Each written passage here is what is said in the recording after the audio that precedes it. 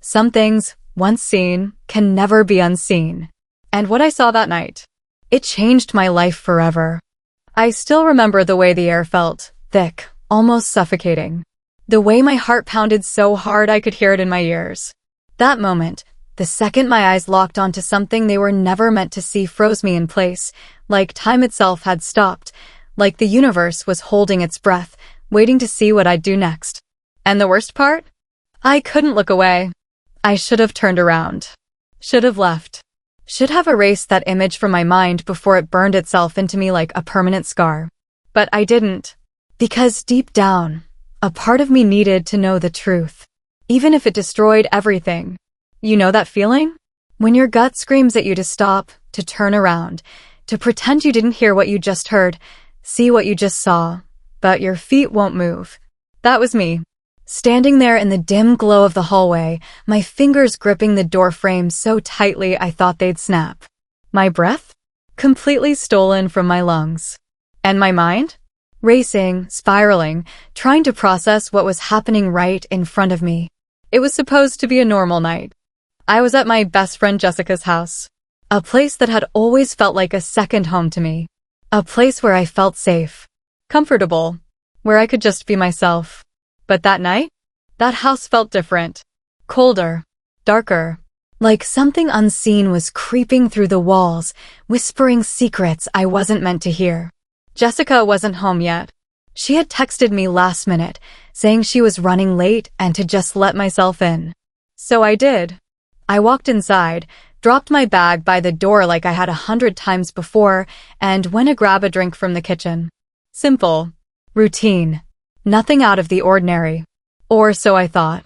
Because the moment I stepped into the hallway, I heard it. Voices. Low. Muffled. Too close. Too intimate. At first, I thought it was just Jessica's parents talking. I mean, married people have conversations, right? Maybe it was nothing. Maybe I was just overthinking. But then, a sound that sent shivers down my spine. A soft laugh. A flirtatious, teasing kind of laugh. The kind that makes your stomach twist, because you know it wasn't meant to be heard. My feet moved before I could stop them. Slowly, carefully, I followed the sound down the dimly lit hallway. Every step feeling heavier. Dread settling into my chest. Then, just as I reached the edge of the living room, I saw it. Him. Jessica's dad. Mr. Harris. But he wasn't alone. And he sure as hell wasn't with Jessica's mom. My entire body went numb. Because there he was, standing too close, whispering something low and deliberate, his fingers tracing a line down her arm in a way that made my stomach churn. And she, oh my God. I knew her. And that realization? That moment? It was like the ground vanished beneath my feet. Because the woman in his arms wasn't some stranger. It was Jessica's mom's best friend. I felt sick. My chest tightened, my pulse hammering as my mind struggled to catch up. This wasn't happening. It couldn't be happening. But it was. And the worst part? The exact moment I realized I was frozen, trapped in this nightmare, unable to move, unable to breathe, he looked up. Our eyes met. And just like that, everything changed. Now tell me, what would you have done? Would you have turned away? Pretended you never saw it? Or would you have spoken up, knowing it could shatter lives? Drop your thoughts in the comments because I need to know, what would you have done? And don't forget to hit that subscribe button for more jaw-dropping, real-life stories that will leave you speechless. Because trust me, this story is far from over. His eyes locked onto mine. A split second. A lifetime. Something passed between us, an understanding, a warning, a challenge. My throat closed up. My hands ice cold. My stomach twisted so tight I thought I'd be sick. I should have run. I should have made some excuse, pretended I saw nothing. But I just stood there, frozen, his hand still on her waist. Her lips slightly parted in surprise. The dim glow of the room casting shadows over something that was never meant to be seen. Then, movement. He didn't break eye contact. Didn't flinch. He just exhaled, slow, controlled, like this was nothing. Like I was nothing. Like this secret wouldn't ruin lives. I turned and walked away. Not fast. Not slow. Just walked. I felt his eyes on me the whole time. Jessica and I had been friends since we were kids. Back when sleepovers meant building pillow forts and whispering secrets under blankets. Back when her house felt like a second home to me, warm, safe, filled with laughter and the smell of vanilla candles her mom always had burning. But things change. Somewhere along the way, my own home stopped feeling like a home. I had a boyfriend, Ethan. We had been together for years. Long enough for the excitement to fade, for the laughter to be replaced with routine, for the love to feel more like an obligation. We barely spoke anymore. And when we did, it was surface level. Simple. Empty. He worked late. Came home tired. Ate dinner in silence. I tried to bring back what we had. The closeness. The connection. But he was always distracted. Always somewhere else, even when he was right in front of me. So I stopped trying. And Jessica's house became my escape. I told myself it was because I missed her. Because she understood me. But maybe it was more than that. Maybe it was because of him. Mr. Harris. Everyone loved him. Charismatic. Charming. The kind of man who knew exactly what to say to make you feel special. Important. To Jessica, he was just dad. A provider. Someone who took her shopping, sent her good morning texts, made bad jokes at the dinner table. To the world, he was a successful businessman. Confident. Respected. To me, he was something else entirely. It started small. A lingering glance. A hand resting on my shoulder a second too long. A quiet comment, just between us. You're growing into a beautiful woman, Leah. I told myself it was nothing. That I was imagining it. That he was just being kind. But then there were the moments that felt different. Like the way his eyes would follow me when I moved around the house. The way his voice would dip lower when he spoke to me alone. The way he made me feel seen. I hadn't felt that in so long. Not from Ethan. Not from anyone. And maybe that was why I never pulled away. Maybe that was why I let it continue. Until that night. Until I saw him with her. And suddenly, all those moments, those glances, those touches, those words, meant something else. Because I wasn't the only one. Because this was who he was. And now, I was part of his secret. Jessica invited me for a sleepover. It had been a while since we had one. Life had gotten busy. We weren't kids anymore, but sometimes, we'd still curl up with old movies and talk until we fell asleep. I needed the distraction. Ethan had barely looked at me that morning. I had spoken to him over breakfast, asked him something simple. He had nodded, barely listening. His eyes stayed on his phone. A moment later, he got up, kissed the top of my head out of habit, and left. Like I wasn't even there. Jessica's house felt like an escape. It always had. I pulled into the driveway, grabbed my bag, and sent her a text. Here. No response. I rang the doorbell. Footsteps, then the door swung open. Mr. Harris. His smile was warm, familiar. Leah, he said, stepping aside. Come in. I walked past him, into the house that felt more like home than my own. Jessica's not here? I asked, setting my bag down. She had to run out for something, he said, closing the door. She won't be long. I nodded. Silence stretched between us. Something felt different. Not bad. Just different. Want a drink? He asked. I hesitated. Water's fine. His smile lifted at the corner. Come on, Leah. You're a grown woman now. He turned toward the kitchen, and I followed. The sound of a cork popping filled the space. A deep red liquid poured into a glass. He slid it across the counter toward me. I stared at it. Then at him. One drink wouldn't hurt. I picked it up. Took a sip. He leaned against the counter, watching me. You've changed, he said. I swallowed. What do you mean? You've grown into yourself. He tilted his head slightly. You used to be this shy little girl following Jessica around. And now, his eyes drifted over me, slow, deliberate. Now, you carry yourself differently. Heat crept up my neck. I laughed, setting the glass down. Well, I'm not a kid anymore. No, he said, voice lower. You're not. A moment passed. Heavy. Charged. I looked away, reaching for my glass again. His voice broke the silence. Is everything okay? I blinked. Yeah. Why? You just seem distant. He took a slow sip of his drink. Something on your mind? I hesitated. I could have lied. I could have said no. Instead, I exhaled. Just stuff. His eyes held mine. Ethan? I stilled. He chuckled, shaking his head. I see the way you are when you talk about him. You never look happy. I forced a smile. Relationships get complicated. That's an understatement, he muttered, taking another sip. I shouldn't have asked. I shouldn't have cared. But the words left my mouth before I could stop them. Is yours complicated? His lips pressed together. He studied me for a long moment before speaking. Marriage is work, he said finally. People change. Priorities shift. I nodded, staring down at my glass. I don't mean to pry, he said. I just noticed things. I met his gaze. Like what? His eyes flickered, amused.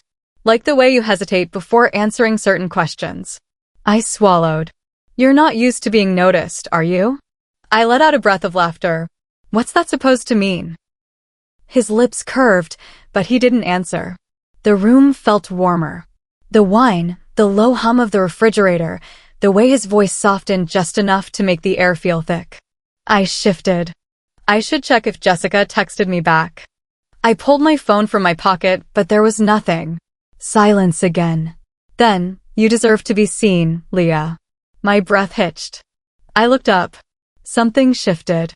His eyes on mine. His fingers resting lightly on the counter's edge. The space between us, smaller than it had been a moment ago. My pulse picked up. I forced a laugh, shaking my head. Okay, that's the wine talking. He didn't look away.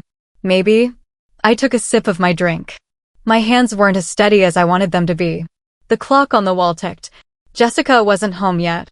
I sat on the edge of the guest bed, my fingers curled around my phone, screen glowing in the dim room. Jessica still hadn't texted back. I typed out a message. Where are you? Then I deleted it. I didn't want to seem restless. Or impatient. Or anything. Instead, I sent something casual. Hurry up, I'm getting old waiting for you. A joke. A normal text. Like nothing had happened. Like I hadn't just had the strangest, most unsettling, most thrilling conversation of my life. I tossed my phone beside me and leaned back against the pillows, exhaling. The room was too quiet. I could hear my own thoughts, too loud, too fast.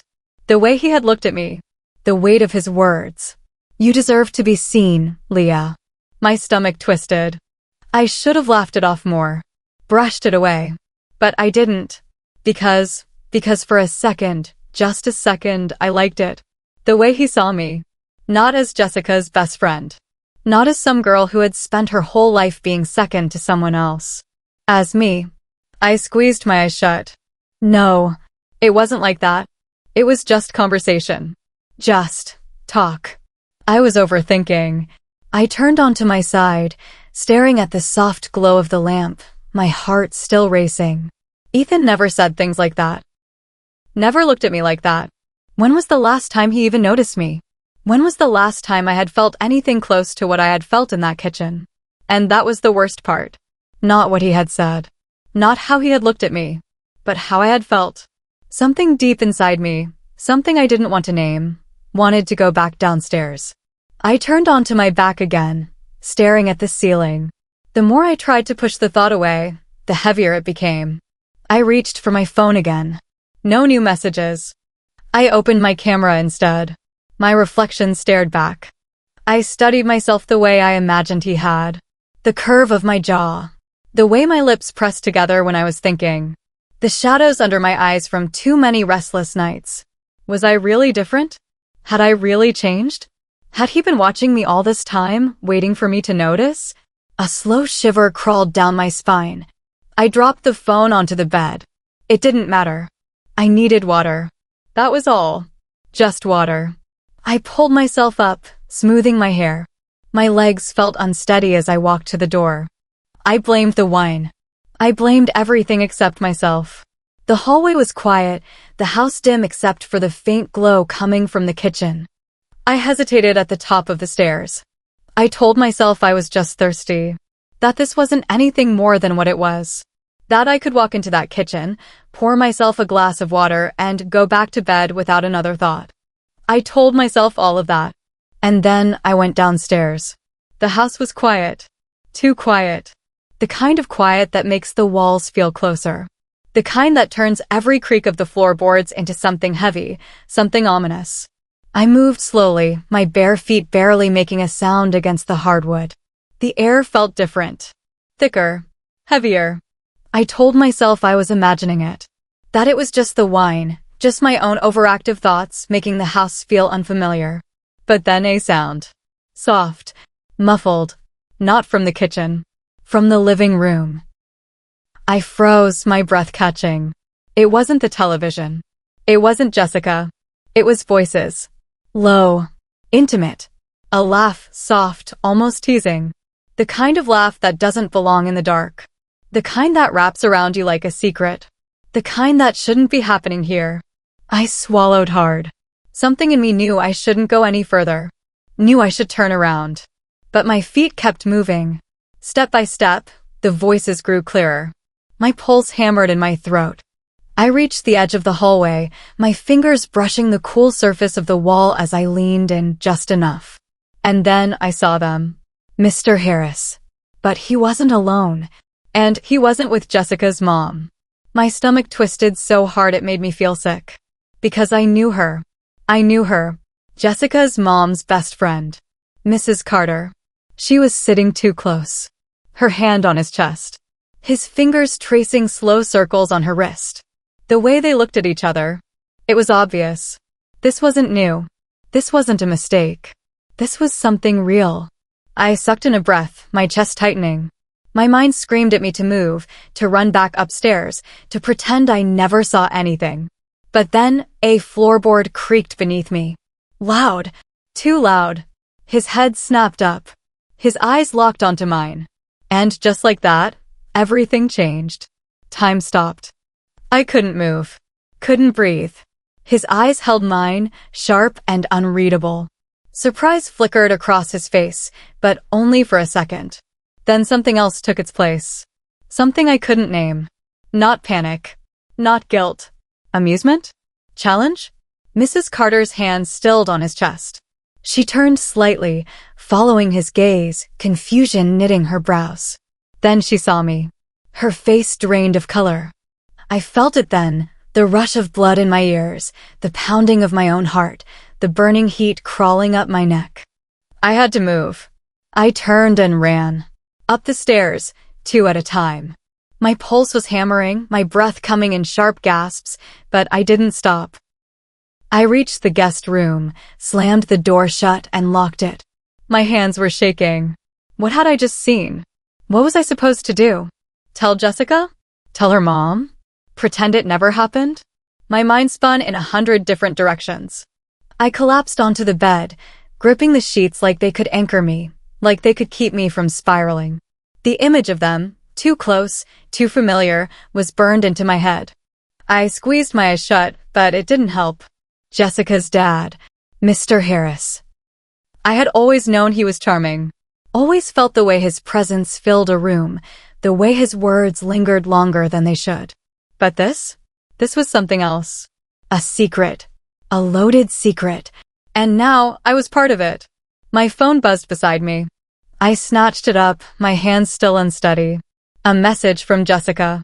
Almost home. Be there soon. I stared at the words. Like nothing was wrong. Like her world hadn't just shifted beneath her feet. She just didn't know it yet. My thumb hovered over the keyboard. I could tell her. I could blow everything up with a single text. But before I could type, another sound sent a fresh wave of panic through me. A knock. Soft. Controlled. Not frantic. Not desperate. Like the person on the other side wasn't afraid. Like they already knew what was going to happen next. I barely breathed. Leah? His voice. Low. Calm. Like he was asking if I was awake. Like this was normal. I stared at the door. My body screamed at me to stay silent. To pretend I wasn't here. To pretend I hadn't seen anything. But my fingers twitched. And before I could stop myself, I reached for the lock. Slowly, carefully, I turned it. And then I opened the door. Mr. Harris leaned against the doorframe, arms crossed, looking at me like this was nothing. Like I was nothing. You weren't supposed to see that, he said. His voice was quiet, steady, like he was explaining something, not apologizing for it. My fingers gripped the door, my knuckles white. My entire body felt frozen, my heart slamming against my ribs so hard I thought he could hear it. I swallowed. My throat was dry. Does Jessica know? The words barely came out. His expression didn't change. No, I forced in a breath. Does your wife? A flicker of something crossed his face. He exhaled through his nose, rubbing his jaw. Things are complicated. Complicated. That word. That safe, easy word people use to make things sound smaller than they were. Complicated. Like a broken phone. Like a work schedule that didn't line up. Like an argument over where to go for dinner.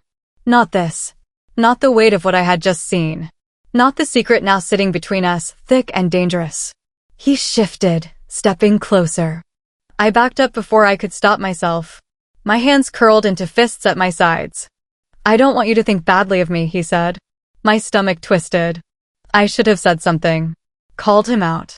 Told him how wrong this was. But I just stood there, shaking, silent. Because for all my anger, all my shock, there was something else sitting beneath it.